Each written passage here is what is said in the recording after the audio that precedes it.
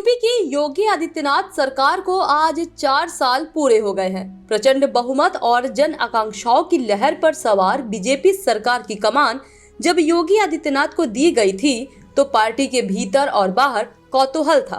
Party के चाणक्य अमित शाह ने फैसले की वजह 2 साल बाद बताई।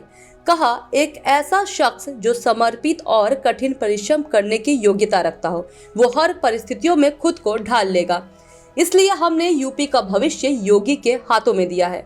उन्होंने इस फैसले का सही साबित किया। विश्लेषक भी मानते हैं कि 4 साल में योगी ने स्थापित मिथकों को तोड़ मिशन की ओर कदम बढ़ाए हैं। उत्तर प्रदेश में योगी आदित्यनाथ की सरकार को सत्ता संभाले आज 4 साल पूरे हो गए हैं। राज्य में अगले साल विधानसभा चुनाव होने वाले हैं। इस मौके पर सरकार अपनी उपलब्धियों को गिना रही है। इसी क्रम में प्रदेश सरकार के प्रवक्ता सिद्धार्थनाथ सिंह ने एक प्रेस कॉन्फ्रेंस के जरिए सिलसिलेवार ढंग से राज्य सरकार की उपलब्धियां गिनाई। 4 साल पूरे हो रहे हैं, उसके अंदर 1 साल के ऊपर मैं कहूँ तो महामारी से हम लोग का एक प्रकार से जो सुशासन कहें या जिस प्रकार से जो माहौल रहा है पूरे देश में, जिसमें प्रधानमंत्री जी ने समय समय पर मार्गदर्शन दिया, मगर एक प्रकार से उत्तर प्रदेश की 24 करोड़ जनता ने भी अपने मुख्यमंत्री और उनकी टीम के साथ मिलकर जो परिचय दिया है वो देश ही नहीं पूरे विश्व में उसकी प्रशंसा हो रही है। इशारों ही इशारों में विपक्ष पर हमले भी किए। कहा कि पिछले 4 साल में प्रदेश में कोई दंगा नहीं हुआ। इसी दौरान सभी त्योहार भी शांतिपूर्वक बनाए गए। पहले यूपी में कोई भी त्योहार शांतिपूर्वक नहीं मनाए जा सकते थे। उन्होंने ये भी कहा कि आज यूपी के बारे में दुनिया में सकारात्मक माहौल बना है। इसमें पीएम नरेंद्र मोदी का मार्गदर्शन हमें मिला है। उनके नेतृत्व में अब बिमरऊ राज्य की श्रेणी से हटकर उत्तर प्रदेश सबसे बड़ी अर्थव्यवस्था बनकर उभरा है। माहौल मोदी जी के आने के बाद, वो चाहे कारगिल के युद्ध के बाद से शुरू हुआ हो, सर्जिकल स्ट्राइक हो या चाइना के अंदर जिस प्रकार से मोदी जी ने विश्व को दिखाया कि भारत की ताकत एक बहुत बड़ी ताकत है, और जब भारतीय 130 खड़े हो जाते हैं तो चाइना को भी झुकना पड़ता है और पीछे कदम उठाने पड़ते हैं। वैसे ही यहाँ के सभी अधिकारीगण, मृत्युंजय का नाम नहीं लिया अभी हम लोग के, आज ईज ऑफ डूइंग की लिस्ट में भी यूपी नंबर 2 पे है।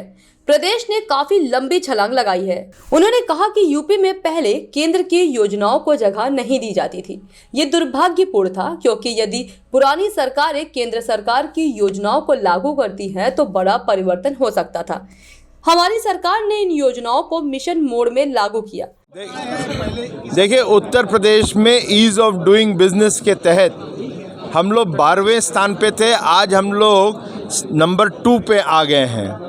उत्तर प्रदेश में ज़मीन पर 3 लाख करोड़ का निवेश उतर चुका है, और साथ ही साथ उत्तर प्रदेश के अंदर जो अर्थव्यवस्था, जो राज्य की अर्थव्यवस्था होती है जिसको कहते हैं स्टेट जीडीपी, वो जब सरकार आई थी 2017 में, उस समय 10.71 लाख करोड़ की थी, और वो आज बढ़कर डबल हो गई है, 21.5 लाख करोड़ हो गई है। ये अर्थव्यवस्था में भी सुधार आया है। सर, आगे का क्या योजना है? ये तो 4 साल पूरे हुए हैं। आगे की योजना ये है, जो बचा है उसको पूरा किया जाएगा, और जो और नया करना है 2022 से 2027 के बीच में किया जाएगा।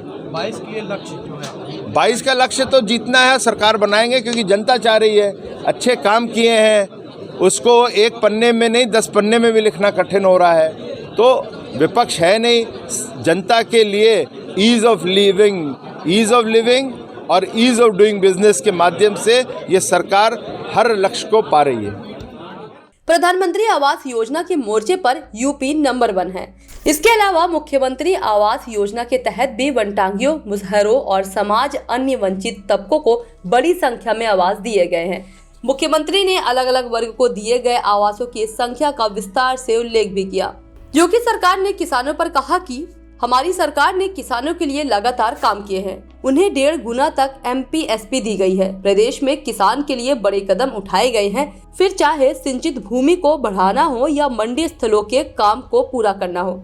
सीएम ने कहा कि 2017 में जब हमारी सरकार आई उससे पहले कुछ गांव ऐसे थे जहां प्रदेश सरकार की कोई योजना का लाभ नहीं मिला था। हमारी सरकार ने इन सभी गांवों को सुविधा मुहैया कराई है।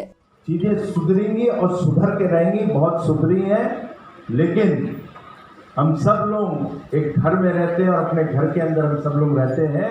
इस चैनल को देखने के लिए लाइक करें, सब्सक्राइब करें और बेल आइकन दबाना ना भूलें।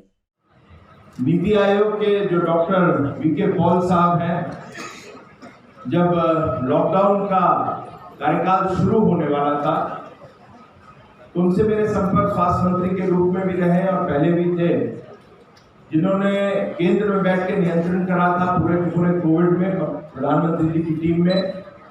तो उनका मुझे फोन आया था कि सिद्धार्थ जी ये बताइए कि उत्तर प्रदेश के अंदर आप लोग कोविड से, इस महामारी से कैसे जूझ पाएंगे।